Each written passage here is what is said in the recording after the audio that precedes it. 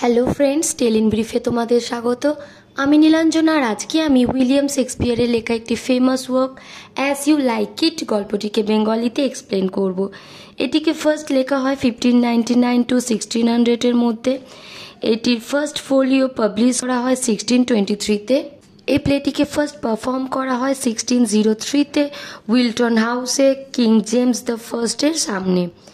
এর জনরে হচ্ছে কমেডি এবং সেটিং রয়েছে ফরেস্ট অফ আর্ডন মানে আর্ডনের জঙ্গলে। এবার আমরা ক্যারেক্টার লিস্টটা দেখে নেব। ফার্স্ট ক্যারেক্টার হচ্ছে রোসালিন্ড, এই স্টোরির হিরোইন, সাহসী এবং বুদ্ধিমতী।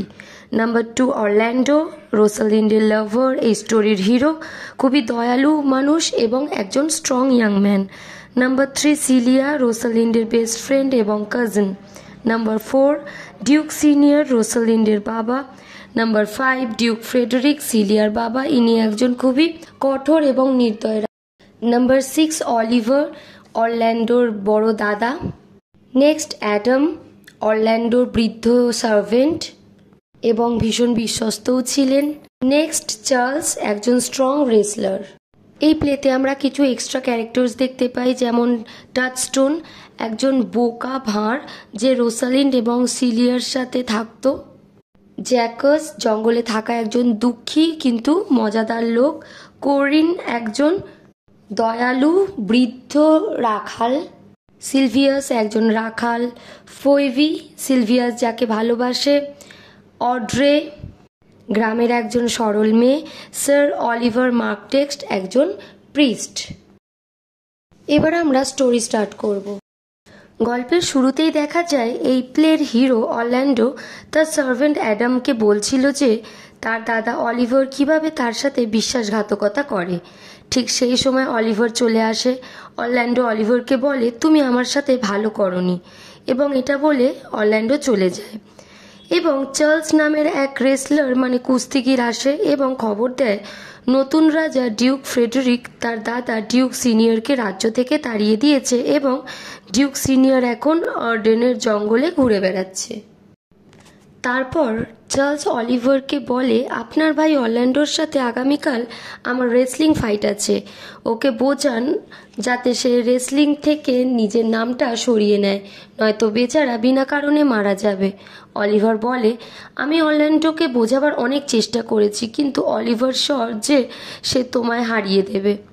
চার্লস চ্যালেঞ্জ অ্যাকসেপ্ট করে এবং চলে যায়। এখানে অ্যাকচুয়ালি অলিভার নিজেই চায় যে অরল্যান্ডো এই কম্পিটিশনে মারা যাক, যাতে সম্পত্তির ভাগ তাকে আর দিতে না হয়। অন্যদিকে দেখা যায় ডিউক ফ্রেডারিক তার দাদা ডিউক সিনিয়রকে তাড়ালেও ডিউক সিনিয়রের মেয়ে প্লাস এই গল্পের হিরোইন রোসালিন্ডকে তাড়ায়নি, কারণ রোসালিন্ডের ডিউক ফ্রেডারিকের মেয়ে সিলিয়ার সাথে বন্ডিং খুব ভালো। এবার রোসালিন্ড যখন তার বাবার জন্য দুঃখ করছিল তখন সিলিয়া তাকে বলে যে আমার বাবাও তো তোমার বাবারই মতো। তখনই এক সার্ভেন্ট এসে ওদের খবর দেয় যে একটা ইন্টারেস্টিং রেসলিং হবে এখনই ফেমাস রেসলার চার্লস এবং এক ইয়াং বয় অরল্যান্ডোর মধ্যে। এ কথা শুনে দুজনেই চিন্তিত হয়ে পড়ে অরল্যান্ডোর জীবন নিয়ে। দুজনে গিয়ে অরল্যান্ডোকে বোঝানোর চেষ্টা করে যাতে সে ফাইট না করে, কিন্তু অরল্যান্ডো শোনে না এবং অদ্ভুত ব্যাপার হয় যে অরল্যান্ডো ফাইটটি জিতেও যায়। অরল্যান্ডোকে জিততে দেখে রোসালিন্ড ভীষণ খুশি হয়। এবার দেখা যায় সিলিয়া এবং রোসালিন্ড গল্প করছে। সিলিয়া বলছে, আমার মনে হচ্ছে তুমি অরল্যান্ডো নামক ছেলেটিকে ভালোবেসে ফেলেছ। তখনই ডিউক ফ্রেডারিক এ কথা শুনে নেয়, ভীষণ রেগে যায় এবং রোসালিন্ডকে রাজ্য থেকে তাড়িয়ে তার বাবার কাছে চলে যেতে বলে, না হলে তাকে হত্যা করা হবে। সিলিয়া বলে, রোসালিন্ড তুমি চিন্তা করো না, আমিও তোমার সাথে যাব। এবার এই দুই বোন ছদ্মবেশে ফরেস্ট অফ আর্ডেনে যায়। রোসালিন্ড গ্যানিমেট নামে একটি ছেলের ছদ্মবেশ নেয় এবং সিলিয়া অ্যালাইনা নামের ছদ্মবেশ নেয় এবং তাদের সাথে টাচস্টোন নামে এক সার্ভেন্টও যায়। তারা রোসালিন্ডের বাবাকে খুঁজতে যায়। এদিকে রোসালিন্ডের বাবা ডিউক সিনিয়র ফরেস্ট অফ আর্ডেনে তার লোকেদের সাথে খুব আনন্দে এবং আরামে দিন কাটাচ্ছিলেন। তার সাথে থাকা প্রজাগুলি খুবই ভালো ও বিশ্বস্ত ছিল। অন্যদিকে ডিউক ফ্রেডারিক জানতে পারে যে তার মেয়ে সিলিয়াও চলে গেছে রোসালিন্ডের সাথে।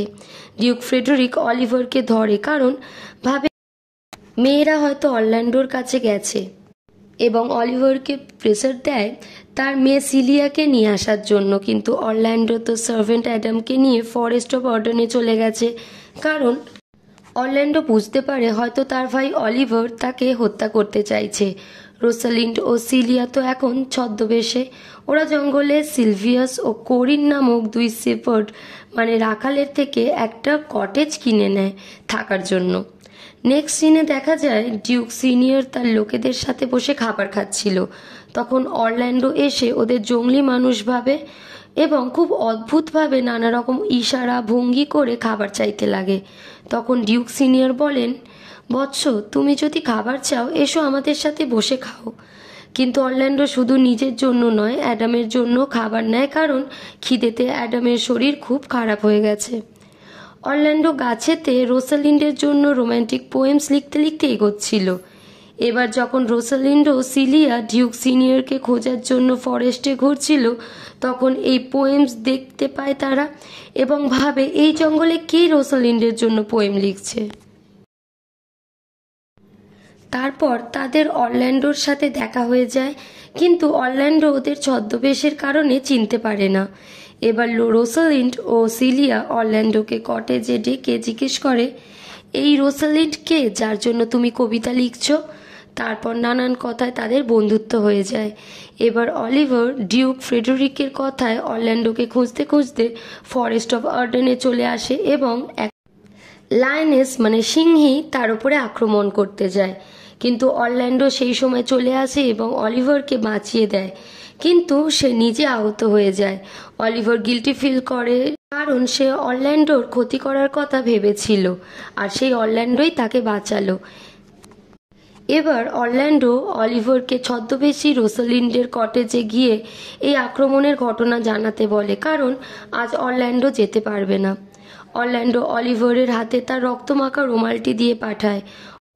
তারপর অলিভার রোসালিন্ডের বাড়ি থেকে ফেরত এসে অরল্যান্ডোকে জানায় যে সে সিলিয়াকে পছন্দ করে ফেলেছে এবং তাকে বিয়ে করতে চায়। এদিকে ছদ্মবেশী রোসালিন্ড ও সিলিয়া আসে অরল্যান্ডোকে দেখতে। অরল্যান্ডো আগামীকাল অলিভার ও সিলিয়ার বিয়ের প্রস্তাব দেয় এবং সবাই রাজি হয়ে যায়। এবার রোসালিন্ড অরল্যান্ডোকে বলে, আমার কাছে কিছু ম্যাজিক্যাল পাওয়ার আছে যার দ্বারা তোমার রোসালিন্ডকে আমি এনে দিতে পারবো। তারপর তুমি আর রোসালিন্ডও বিয়ে করে নিও।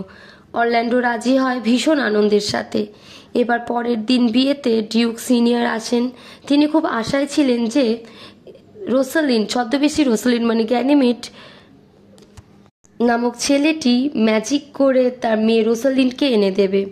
তারপর রোসালিন্ড ও সিলিয়া নিজের ছদ্মবেশ ছেড়ে আসল পরিচয় আসে সবার সামনে এবং ছদ্মবেশ নেওয়ার কারণও বলে।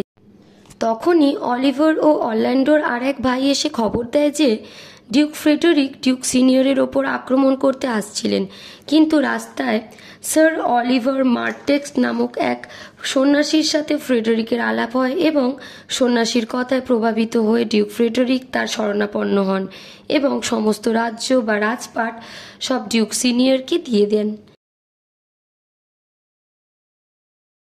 একথা শুনে সকলেই ভীষণ খুশি হয় এবং এভাবেই আমাদের এই স্টোরির সমাপ্তি ঘটে। তোমাদের যদি এই রকম ইংলিশ স্টোরির বেঙ্গলি এক্সপ্লেনেশন ভালো লেগে থাকে তাহলে আমার ভিডিওকে লাইক করো, বেশি করে শেয়ার করো, চ্যানেলটিকে সাবস্ক্রাইব করতে একদম ভুলো না, আর কমেন্টে জানিও তোমাদের আর কোন স্টোরির এমন বেঙ্গলি এক্সপ্লেনেশন দরকার। Thanks for watching.